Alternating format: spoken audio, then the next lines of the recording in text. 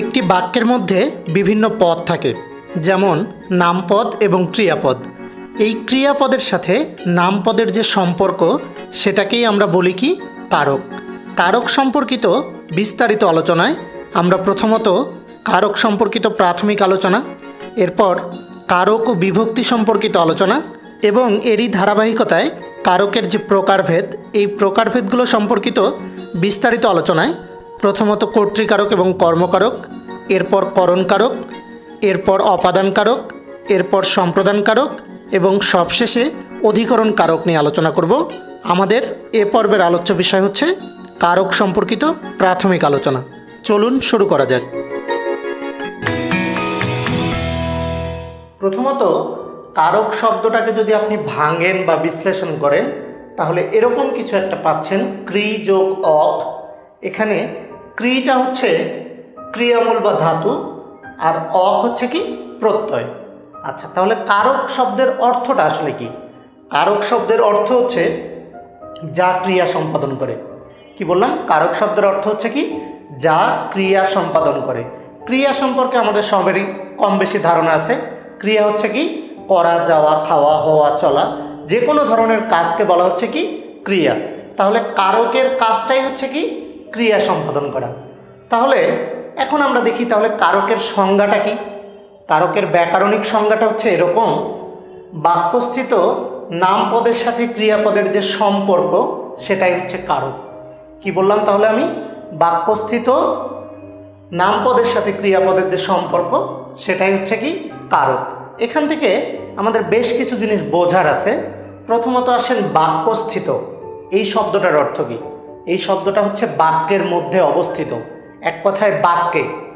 এরপর আসি নামপদ, এটা আসলে কি?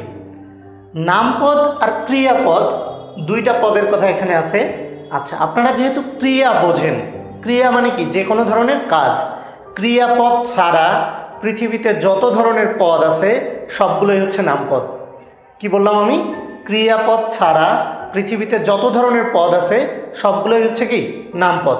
তার মানে সমস্ত পদকে যদি আমি দুই ভাগে ভাগ করি, একটা হচ্ছে কি নামপদ আর একটা হচ্ছে কি ক্রিয়াপদ।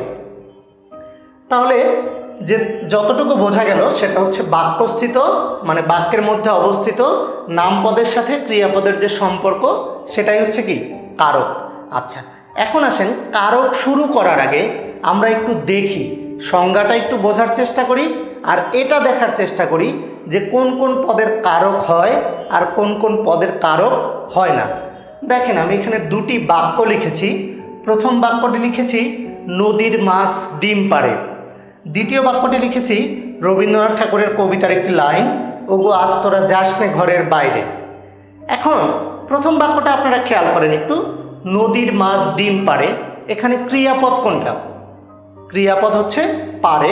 আমরা খুব সহজেই বুঝতে পারছি যে ক্রিয়াপদ হচ্ছে কি পারে। এখন কারকের সংজ্ঞায় আমরা বলেছি ক্রিয়াপদের সাথে নামপদের যে সম্পর্ক সেটাই হচ্ছে কি কারক। এখন তাহলে আসি নামপদ কোনটা? আমরা কিছুক্ষণ আগে বলেছি যে ক্রিয়া ছাড়া বাকি যা কিছু আছে সবই হচ্ছে কি নামপদ। তাহলে পারে যদি ক্রিয়াপদ হয়, বাকি এই বাক্যের যে তিনটা পদ আছে নদীর, মাছ, ডিম, এই তিনটাই হচ্ছে কি নামপদ। এখন আমরা যেটা দেখব যে এই নামপদগুলোর সাথে ক্রিয়াপদগুলোর সম্পর্ক আছে কিনা। তাহলে আসেন দেখি।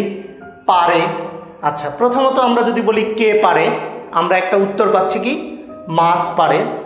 এখন এরপর যদি আমরা প্রশ্ন করি কি পারে, তাহলে আমরা আরেকটা অ্যান্সার পাচ্ছি কি ডিম পারে। আচ্ছা, আপনারা দেখেন তো কোনোভাবে যতগুলো প্রশ্নবোধক শব্দ আপনার জানা আছে বা যতগুলো WH কোশ্চেন আপনার জানা আছে সেগুলো দিয়ে পারেকে প্রশ্ন করে আপনি নদীর অ্যান্সার পান কিনা।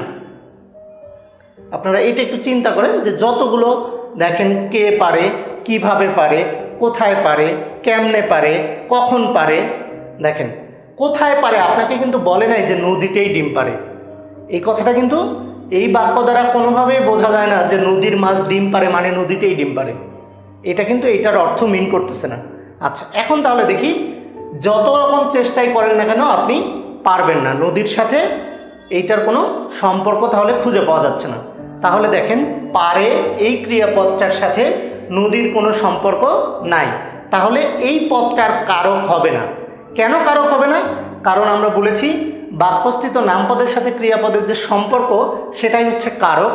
এখন আমরা যেটা দেখা যাচ্ছে বা আমরা যেটা দেখতে পাচ্ছি, এই নদীর শব্দটার সাথে পারে ক্রিয়াটার কোনো সম্পর্ক নাই। তাহলে সম্পর্ক আছে কার সাথে? সম্পর্কটা আছে মাছের সাথে। যদি আমরা বলি কোন জায়গার মাছ, তখন আমরা একটা উত্তর পাবো যে কি নদীর মাছ। তাহলে এই যে আরেকটা নামপদের সাথে যেটার সম্পর্ক থাকে সেই ধরনের পদগুলোকে বলা হয় সম্বন্ধ পদ। কি বললাম? আরেকটা নামপদের সাথে যে পদটার সম্পর্ক থাকে সেই ধরনের পদগুলোকে বলা হয় কি সম্বন্ধ পদ। যেমন ধরেন আমি যদি বলি রহিমের ভাই, রহিমের ভাই আজ ঢাকা আসবে। এখন দেখেন তো ঢাকায় আসার সাথে রহিমের সাথে কোনো সম্পর্ক আছে? রহিমের সাথে কিন্তু কোনো সম্পর্ক নাই। ঢাকায় আসবে কে? রহিমের ভাই, তার একটা নাম আছে, সেই নামটা এখানে নাই। তাহলে রহিমের সম্পর্কটা কার সাথে? তার ভাইয়ের সাথে। ভাই একটা নামপদ, রহিম আরেকটা নামপদ। এই যে একটা নামপদের সাথে আরেকটা নামপদের যদি সম্পর্ক থাকে তখন সেই নামপদটাকে বলা হয় সম্বন্ধ পদ। এবার পরবর্তী এক্সাম্পলটাতে আসি। পরবর্তী এক্সাম্পলে আমরা লিখেছি ওগো আজ তোরা যাস নে ঘরের বাইরে। এখানে খেয়াল করেন ক্রিয়াপদ কোনটা? খুব সহজেই আপনি খুঁজে পাচ্ছেন, ক্রিয়াপদ হচ্ছে যাস নে। তাহলে এখন আবার আগের মতো প্রশ্ন করি। দেখেন কারা যাবে না? তোরা। কোথায় যাবে না? ঘরের বাইরে যাবে না। কবে যাবে না? আজ যাবে না। তাহলে দেখেন তো আপনি কি কোনোভাবে প্রশ্ন করে ওগো শব্দটার সাথে এই যাসনে শব্দটা মিলাতে পারেন কিনা? কোনোভাবেই মিলানো সম্ভব না। তাহলে এই ওগো শব্দটা, তাহলে এটা কি? হ্যাঁ, এটা তো একটা নামপদ, কিন্তু এই নামপদটার একটা নাম আছে। নামটা হচ্ছে কি সম্বোধন পদ। ওগো মানে কি? কাউকে সম্বোধন করতেছি বা ডাকতেছি। এই যে ওগো, ওহে, হ্যালো, হাই, এই যে কাউকে ডাকার যে পদ্ধতি সেটাই হচ্ছে কি সম্বোধন পদ। তাহলে দেখেন এই পদটার যেহেতু ক্রিয়ার সাথে কোনো সম্পর্ক নাই, তার মানে এই পদটারও কি হবে না? কারক হবে না। তাহলে এই পদটা ছাড়া বাকি যে পদগুলো আছে সেগুলোর কি হবে? কারক হবে। এই ছিল আমাদের কারক সম্পর্কিত প্রাথমিক আলোচনা। এই আলোচনায় আমরা দেখার চেষ্টা করেছি কারক কী, কারকের সংজ্ঞা কী, এবং একটি বাক্যের মধ্যে যে পদগুলো থাকে এই পদগুলোর মধ্যে কোন কোন পদের কারক হয় এবং কোন কোন পদের কারক হয় না। সেই সাথে আমরা সম্বন্ধ পদ এবং সম্বোধন পদ সম্পর্কে জানার চেষ্টা করেছি। আশা করি সবাই বুঝতে পেরেছেন।